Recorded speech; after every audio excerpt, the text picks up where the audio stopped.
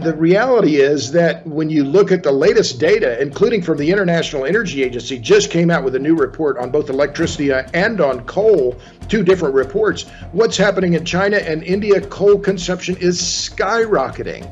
So there's this disconnect between the reality of what is happening. Oil demand globally is setting new records. All over the world, people are in dire energy poverty, and yet there's this Western conceit, and I think that's the right word, conceit, about net zero, decarbonization, et cetera, and an all renewable future. It's none of it makes any sense, but the propaganda, and I think that unfortunately that's the right word, continues.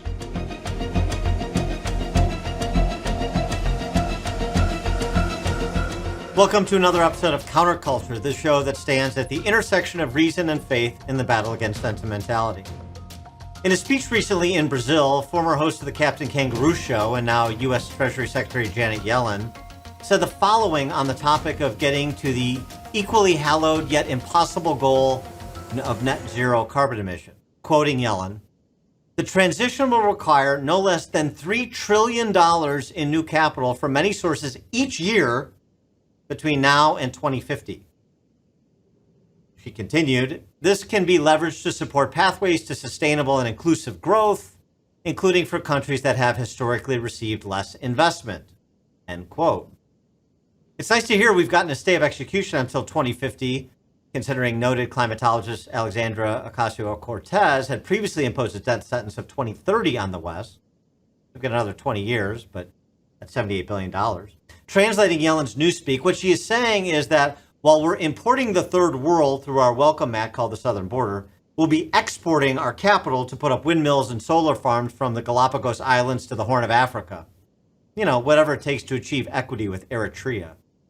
Before the developing world celebrates this promised influx of America's money too loudly, they may want to take a look at how those net zero carbon emissions policies are affecting the vitality, affordability, and comfortability of life in America. To help offer such an assessment, we're pleased to be joined by Robert Bryce. Bryce is an author, filmmaker, and public speaker. He's been reporting on the energy sector for more than 30 years. He's written 6 books, including his latest, A Question of Power, Electricity and the Wealth of Nations. He's also the host of the Power Hungry podcast and the executive producer of the feature-length documentary Juice, How Electricity Explains the World. Additionally, along with his colleague, Tyson Culver, he's also the producer of a new 5-part docuseries, also entitled Juice, but with a little different subtitle, Juice, Power, Politics, and the Grid, and that is available for free on YouTube. Robert Bryce, thanks so much for joining us. Appreciate it. Happy to be with you, Dan. Well, let me first get your reaction to Janet Yellen's recent pronouncement that we have till 2050. It's going to require $3 trillion a year, so that's roughly $80 trillion. And we get to net zero carbon emissions, and we save the planet, and we all live happily ever after. Well, I mean, I'm laughing, Dan, because there is some part of this that is, the absurdity of it is so obvious. I mean, from where will that $3 trillion per year come? The United States doesn't have it. Remember, we're deeply in debt. What is our national debt now? 34 trillion. We're adding $1 trillion every 100 days, every 3-4 months, something like this. I mean, it's staggering the amount of debt the U.S. has already. But I think that number that she's citing there, it depends on whose numbers which countries is she talking about to achieve this net zero. And further, the reality is that when you look at the latest data, including from the International Energy Agency, just came out with a new report on both electricity and on coal, two different reports. What's happening in China and India, coal consumption is skyrocketing. So there's this disconnect between the reality of what is happening. Oil demand globally is setting new records. All over the world, people are in dire energy poverty, and yet there's this Western conceit, and I think that's the right word, conceit, about net zero, decarbonization, et cetera, and an all renewable future. It's none of it makes any sense, but the propaganda, and I think that unfortunately that's the right word, continues. So let's say we had $3 trillion lying around that we could spend on an annualized basis. Should we? Absolutely not. I mean, unless we're going to spend it on nuclear energy, then I'm all in.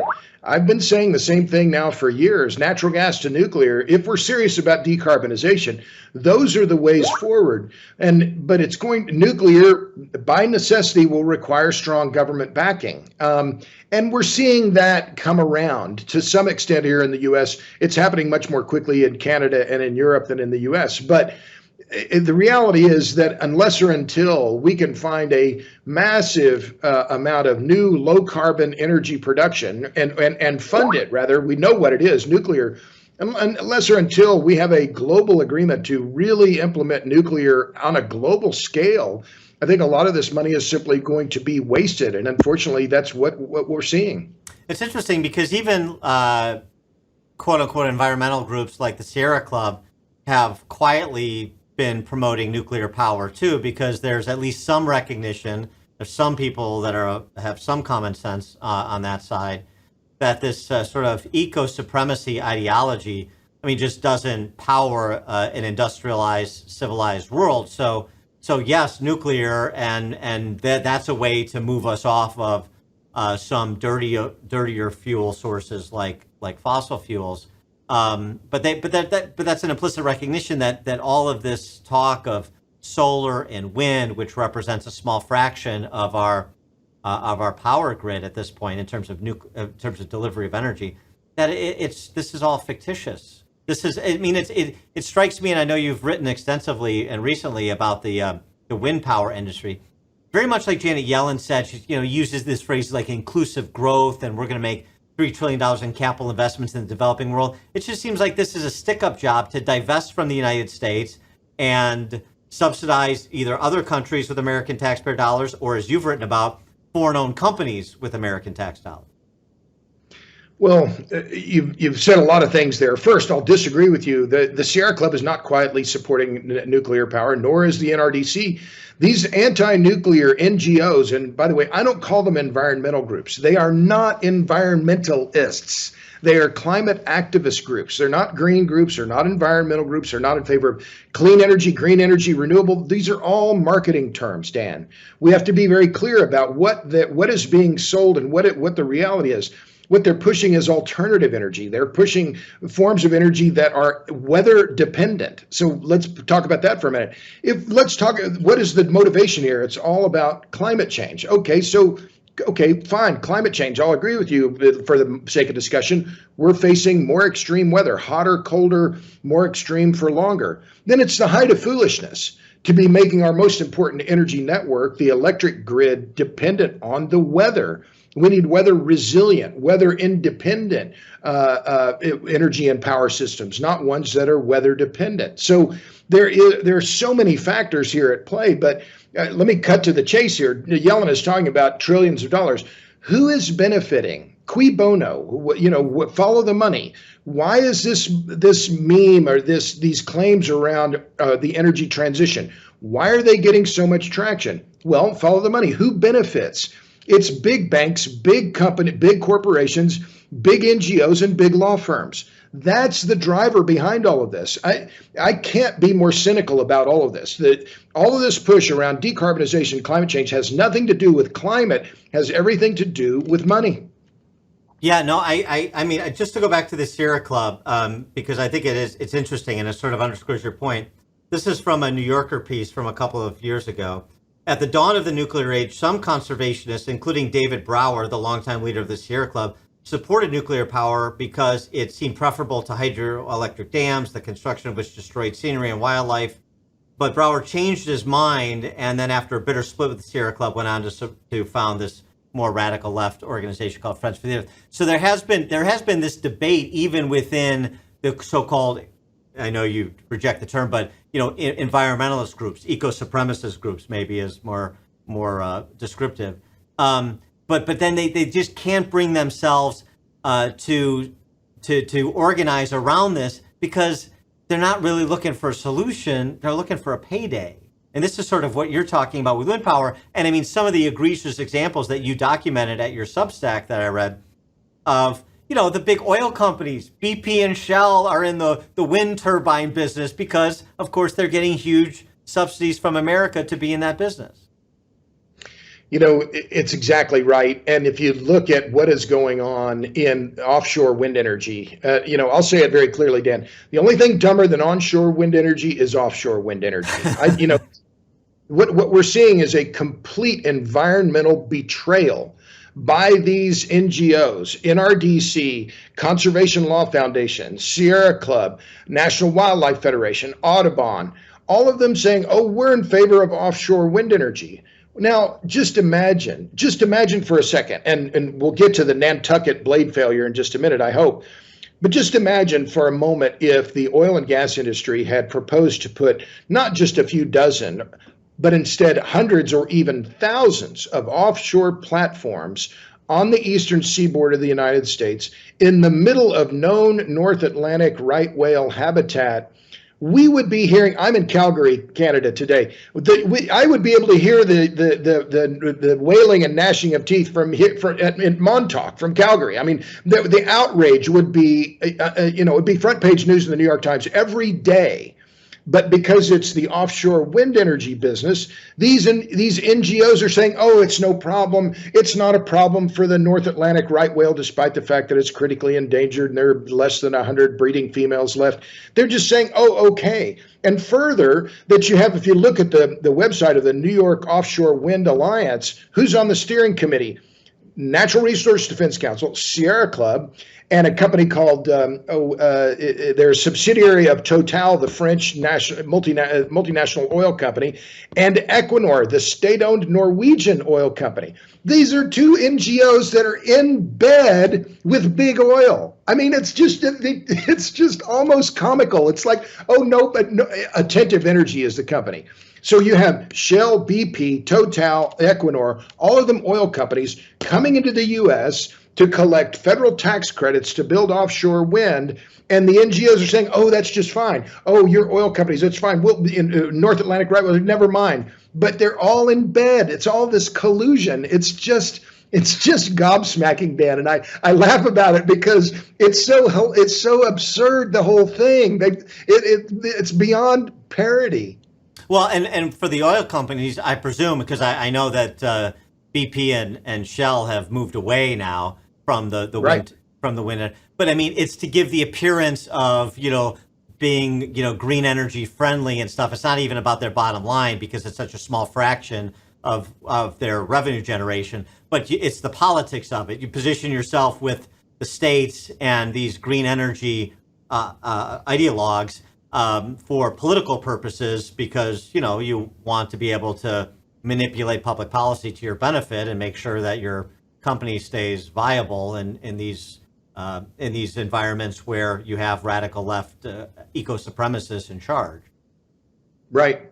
And I talk about this in my recent pieces. I've written several pieces on my Substack, robertbryce.substack.com. But one of the more recent pieces I wrote, the headline was Breaking Wind. And what is happening across the wind energy business today?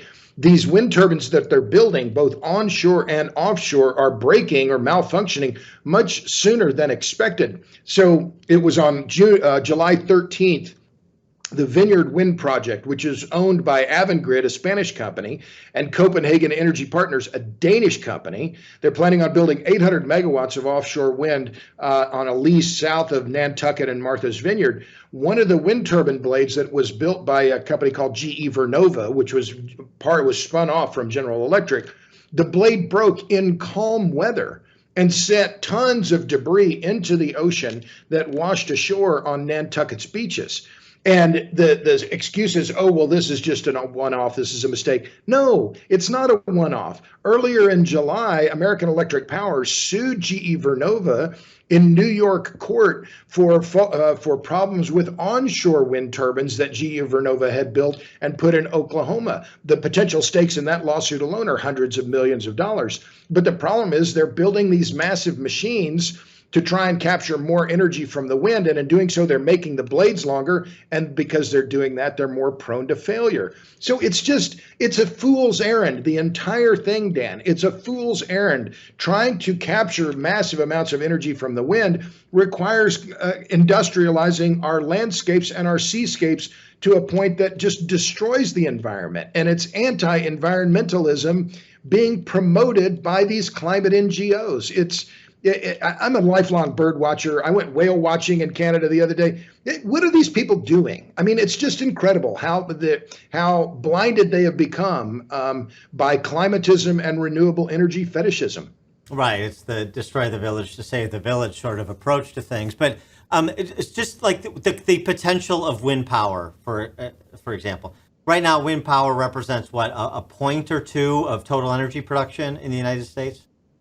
Percentage Well, if we're point going or to two? talk about energy consumption in the U.S., it would be in the low single digits. I don't Okay. know that number. And in terms of electricity production, it's in the mid to high single digits. But remember, electricity consumption is only a fraction of our overall energy use. Right. So whatever power is produced by solar and wind, it effectively does nothing for our transportation sector, for instance, or the industrial sector. And I mean, and so then, if this is a big part of the solution, then what is feasible? There have to be estimates about this. What is feasible in terms of how much, if you fully develop your grand vision for wind and solar power, how much of the load could wind and solar take in terms of what a $25 trillion economy needs with respect to its energy? Well, the footprints would be massive. And what's interesting is that in a moment of what, kind of honesty, a guy named Jesse Jenkins from Princeton University published a piece in Mother Jones last year. And remember, this is the vanguard of the left in America.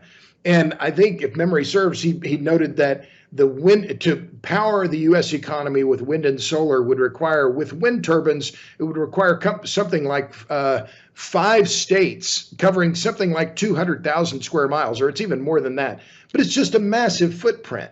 And this is the part too, Dan, that again, I just marvel and shake my head, because the conceit of these academics and these NGOs that, oh, we're just going to build this much wind and solar capacity, and we're going to build it out there, in flyover country where all those Trump voters live, all those red counties that voted for Trump.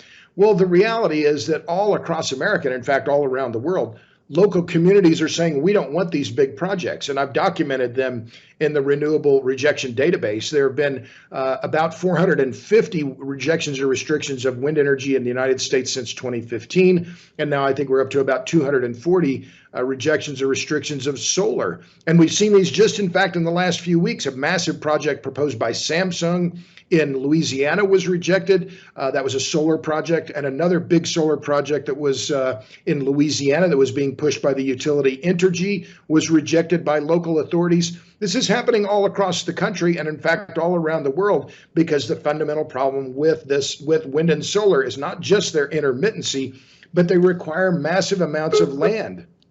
Well, this is so, being from Illinois, I'm thinking central Illinois and some of the wind farms, we have, if you go down 57 and from the northeast part of the state to the central and southern part of the state. And I was talking to a friend of mine in central Illinois, and he's saying, it's just, we're looking at this sort of war of the worlds landscape with all these big windmills on farmland in central Illinois.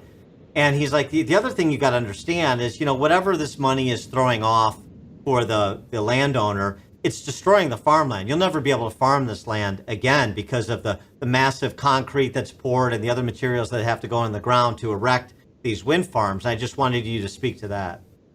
Sure. Well, since you're in Illinois, it's a very germane point. What has happened in Illinois and 3 other heavily Democratic states just in the past few years? You have Illinois, California, New York, and Michigan, where the legislatures have declared, have stripped local communities of their zoning authority over these alternative energy projects.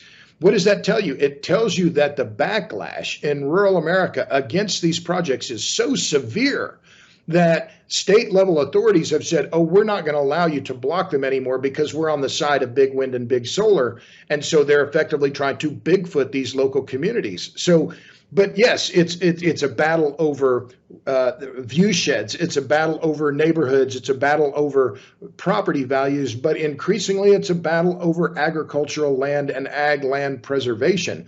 In fact, in Italy, just in the last few weeks, the new government under Giorgia Meloni declared that you cannot pave over ag land with solar. So there is a broad backlash that includes, there's a group out of Wisconsin that I need to connect with called Farmland First, where farmers, ag people are saying, no, this is crazy. We need to preserve farmland. And this is the opposite of environmental stewardship.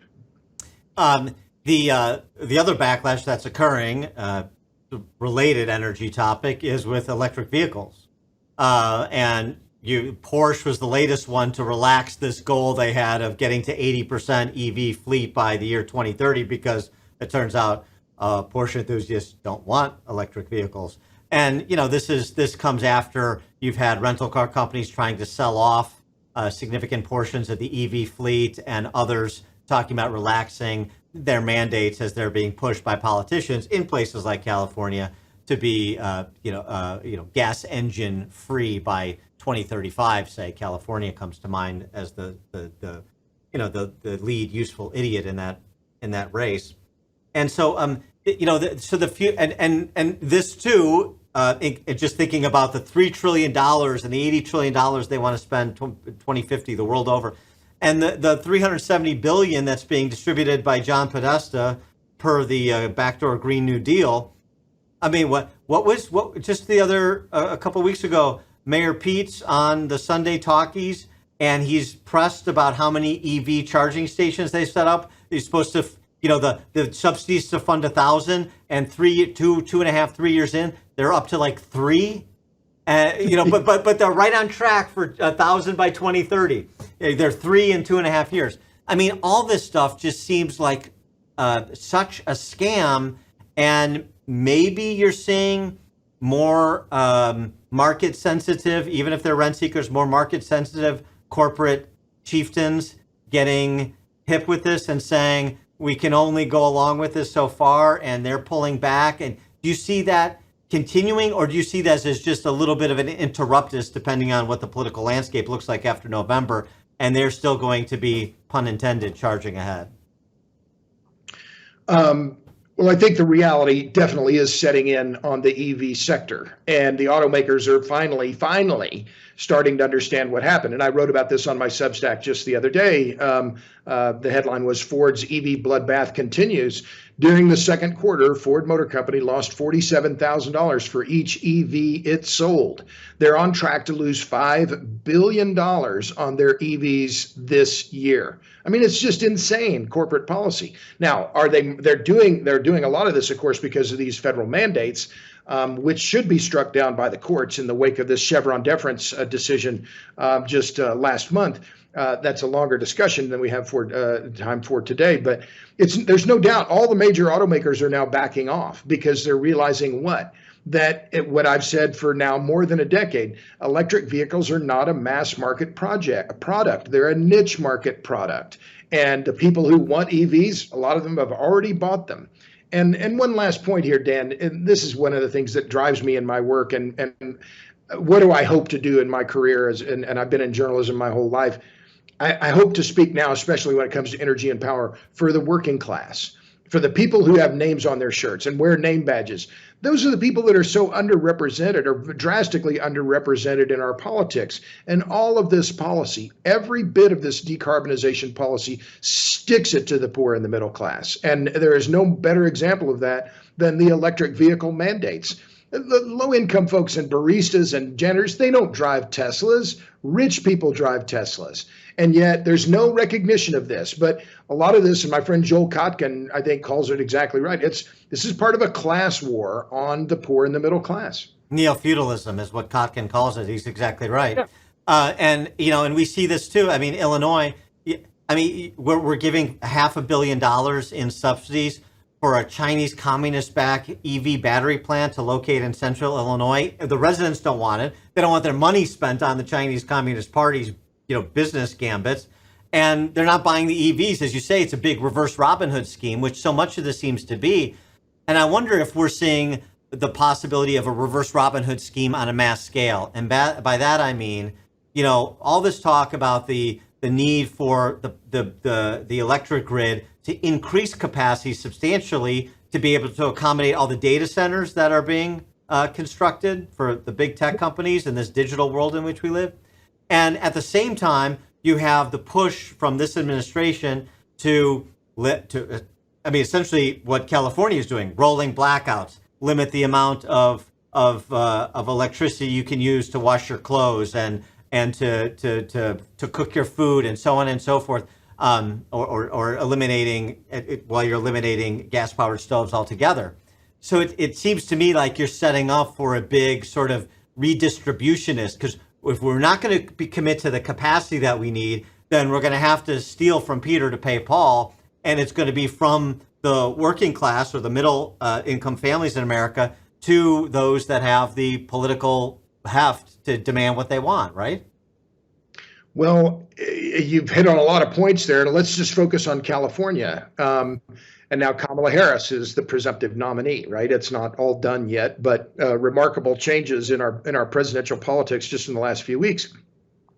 But Kamala's from Berkeley, and that was where she was raised, or at least part of her life. But she's from California, and she's backed many of the most radical parts of this decarbonization strategy. Okay, fine. So I'm not a partisan. I'm not a Democrat. I'm not a Republican. I'm flat disgusted. I mean, totally disgusted, right? But California serves as a warning sign to the rest of the U.S. What has happened there? They have the first or second most expensive gasoline and diesel fuel in America. Their electricity prices have increased on an absolute basis and on a percentage basis faster than any other state in the country since 2008, when Governor Schwarzenegger signed a mandate of renewables into the electric grid.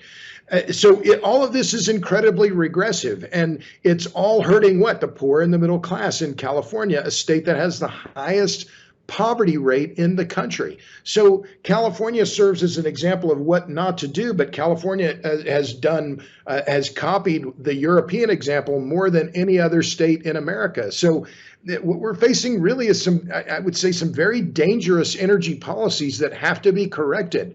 Now, will Trump change things? I think he will if he's elected. He's already indicated he would cancel the EV mandates, which I think is good. But will he have the political backing or stroke to back off some of these corporate giveaways in the Inflation Reduction Act? I'm skeptical. Well, right. He's also, drill baby drill, and he's pro-fracking. And so part of this, depends on the Congress, the composition of the Congress, as well as what happens in courts when he's inevitably sued with every policy change he wants to make and so forth. But I mean, it definitely is a different attitude. It's to say, well, it's a return to the attitude he had in his first term, which is that America should be energy independent. And let's think about what is required to be energy independent, so we're not having to get into bed with our enemies in Caracas or Tehran or Moscow. And then let's do, I would let the market dictate this. I don't want any energy subsidized, but at least let's think about what makes sense, what we should allow on public land, for example, in order to get the most responsible mix of energy sources that provides what America needs to be energy independent. Doesn't that seem like the policy goal we should have? Well, absolutely. Now, I'm skeptical about the idea of energy independence, and my third book was mocking that idea. We live in an interdependent world in a whole lot of areas, and that includes energy. But let me build on the point that you just made, though, about the importance of American energy production. It was just a few weeks ago, the Energy Information Administration, which is part of the Department of Energy, issued a report underscoring the importance of U.S. liquefied natural gas to Europe.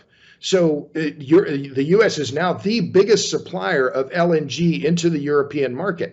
That is absolutely critical now in the wake of Russia's invasion of Ukraine. The Europeans need our gas. The Europeans need our power, our energy production to make sure that they're not captive to Moscow. So the new realities that have, I think the increasing sobriety that has been imposed on the European countries in the wake of Russia's invasion of Ukraine is going to be part of a longer-term energy strategy that has to be part of America's geopolitical outlook.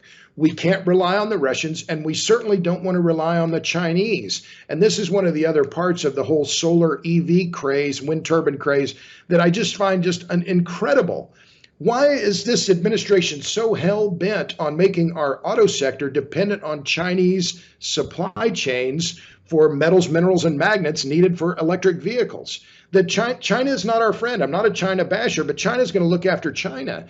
And they control more than 90% of the global market for neodymium iron boron magnets. These are the high-strength magnets that are critical for electric vehicles and wind turbines, as well as a whole lot of defense products, defense industry weaponry, but also solar. China produces more than 90% of the solar silicon, the polysilicon that is used in solar panels around the world. Why are we doing this? Why are we dependent on China? This makes no sense whatsoever.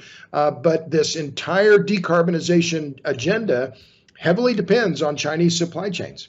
Well, you're right. No, I think that's an excellent point. But so then if you're an energy policy advisor to Trump, say he makes you a U.S. Energy Secretary, how about that? It would be a big mistake, Dan, but it would be, I would resign. But I mean, so at the one hand, you're right. It's an interdependent world. We can't necessarily produce 100% of everything that we need, and we need to trade and so forth. Agreed. But at the same time, we shouldn't be enriching our enemies or becoming too dependent on our enemies, which we see across a lot of things, and we saw during COVID. So what is the approach to get to that balance, to be as independent as we can be, and to the extent that we have trading partners, even trading partners that are friends of convenience for the particular mutually beneficial trade, that we don't get too dependent on them, that we always have a backstop to be able to have a backup plan if for some reason a relationship sours. Sure. Well, a lot of things to talk about there, but I think, the reshoring of production for a lot of materials, including pharmaceuticals, is critical now. We saw that in the wake of COVID. We're going to have to do more mining here in the United States and in North America. There's just no doubt about it. We're also going to have to be more push for more enrichment of our own uranium and nuclear fuel. The U.S. still now gets about 25% of its nuclear fuel for its nuclear fleet from Russia. So we can't depend on them. They can shut us off. So we have to build up that capacity, and that's going to require government backing. So it's a long-term, the short answer, Dan, is all of the points you made, I think, are legitimate, but none of this is going to happen overnight. We didn't get here in a year or two. We're not going to get out of it in a year or two. The U.S. nuclear fleet didn't wither in a year or two. It withered over decades. So what we need is some long-term strategy. And I'm encouraged because lately there's been more bipartisan support for nuclear energy in America. The president recently signed this new bill called the Advance Act that should help, but it's a long-term prospect. So in the short term, what do we need to do? Strengthen our ties with the Canadians. The Canadians have some of the best uranium deposits in the world. They are a reliable partner. I've been in Canada for the last week. The Canadians are friendly. They want to be friends with the U.S. We're their biggest trading partner. So they also have excellent nuclear technology. So it's going to be the Canada, the U.S., and Mexico. I think Peter Zion is right that the North American alliance with Mexico and Canada, it's going to be much more key for the United States going forward. I mean, just to get specific, because I just want to get your perspective on this. I mean, what is your sense of our ability to keep up with our energy needs in this digital world? I mentioned data centers, but that's just sort of one growing, sector of energy need. We've had problems in Texas, obviously California, a lot of self-inflicted wounds there. Where are we in terms of making sure that we have the capacity to continue to grow? Well, that's a good question. And I was in Virginia a couple of weeks ago speaking to the Virginia Manufacturers Association, and electricity supply is the issue for the entire state. because, as you know, Data Center Alley near Dulles Airport is the epicenter of data center construction and concentration in the world. And they're very concerned about having enough electricity there. And what does that mean? It means that they're going to have to rely on natural gas. They can't rely on solar and wind. There just isn't enough capacity. So what do I see in the near term? It's going to be that the grid is going to be using more and more natural gas. And that's inevitable because it's the only form of fuel that we can use to produce the amounts of power that are going to be needed for the grid in general and the data centers in particular. So that's what I see in the near term. And one example of that is in San Jose, where Microsoft is building a big data center. And I met with the people at Enchanted Rock, a company out of Houston. I think they're building them 120 megawatts of gas-fired generation capacity on the site of the new data center. That to me is indicative of how big tech is seeing the future. And they see their data centers as having to rely fundamentally on natural gas. Well, something else too. I mean, the conversation about energy always seems to start from a false premise that it's static. And in reality, America has increased its energy capacity while reducing its carbon emissions. So, there's the technological innovation piece of this too that isn't often discussed. And frankly, when you subsidize an industry like you do the wind turbine industry, you get less innovation, right? I mean, subsidized industries, underperform their unsubsidized competitors because of the lack of bottom line sensitivity. This is like public choice economics 101. But speak to the innovation too. I mean, people forget, yes, we're acquiring more energy, and there is still the supermajority reliance on fossil fuels. But we're also developing technologies that make those fuels more environmentally friendly. Well, right. So let's talk about footprint. And I talked about that before, about the massive footprint that's required by solar and wind. What's remarkable about what we see happening in oil and gas is ongoing innovation. What has been the long-term trend in oil and gas? The need for fewer and fewer drilling rigs. Why? Because each rig is getting more and more productive. And not only is each rig getting more productive, their surface footprint is shrinking. So I don't know how well you know the oil and gas industry, but in the old days, and the old days now being just 15 or 20 years ago, the oil industry would have to put, they put one drill well, one well here and another well, they go 40 acre, half mile away and space it because they can only put so many wells per acre. Now what's happening, for efficiency's sake, not because of environmental concern, the industry is putting multiple wells on a single pad right there, and then they're drilling down, and then they're going horizontally out, to the right, and then they'll drill one next door, and they'll go right to the left, and then they'll go to the north, and they'll go to the south. So from a very small footprint, the industry is able to drain a large reservoir, and that smaller footprint just makes good economic sense. So, there's this bias that the innovation in energy and power will happen in, alt energy, or what so-called clean tech, forgetting how incredibly innovative the oil and gas industry is. And why is that? Because they have to be more innovative, because the price of natural gas today on an inflation adjusted basis is about half of what it was in 1997. They've had to get better because they're under continuing pricing pressure. So, let's be clear about where innovation can happen and which industries are going to innovate the most. There's a lot of motivation for traditional energy producers to innovate and continue innovating, because if they don't, they're going to go out of business. Do you anticipate that we're going to be having a conversation very similar to this 10 years from now, 20 years from now, as we get up on the latest sort of arbitrary deadlines, 2030, 2040, 2050? I mean, some industries will continue to innovate, as you say, but I mean, where fossil fuels represent 80% of the source of energy in the U.S. economy, then, I mean, how quickly is it really feasible to change that portfolio, the distribution in that portfolio of energy sources? Well, Václav Smil says it the best. He's at the University of Manitoba and a prolific writer on energy and power. He's written, 50 books, something like that. He says, and he says it rightly, he says energy transitions happen over decades, not over years.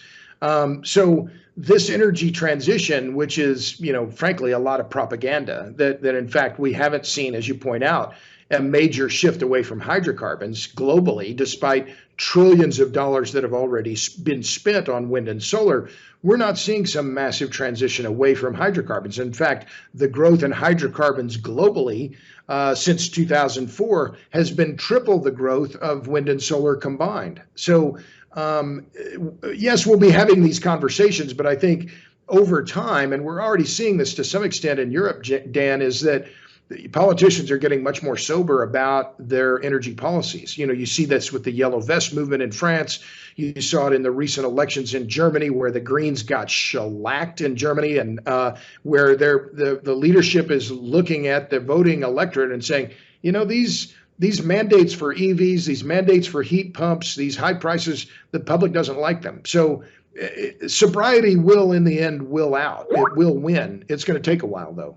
Yeah. Well, that's a hopeful note, but you're right. There's definitely a reckoning, and you kept using the word conceit, which is perfect. It calls to mind Hayek's great book, The Fatal Conceit, the idea that you can sort of bend the world to your will, that politicians drunk on power are susceptible to. Well, some are unwinding from that fatal conceit, thankfully, sobering up, as you say.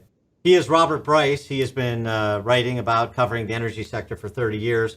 His latest book, A Question of Power, Electricity and the Wealth of Nations. He is the host of the Power Hungry podcast. He's also the producer of feature-length documentary Juice, How Electricity Explains the World, and a co-producer of a 5-part docuseries called Juice, Power, Politics, and the Grid. Robert Bryce, thanks so much for joining us. We really appreciate your time.